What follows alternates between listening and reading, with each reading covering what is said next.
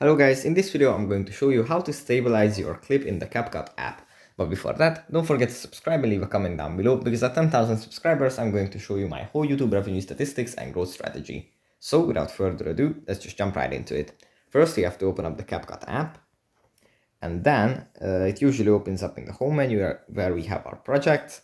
We have to select one that we want to work on, and here we have to tap on the clip that we want to edit.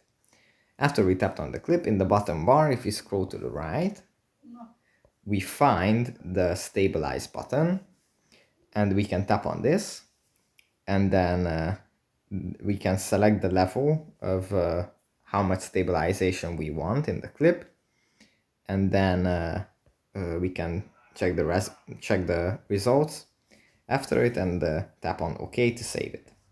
So that's pretty much it for this video. Hope it was helpful for you guys, and I'll see you in the next one. Bye.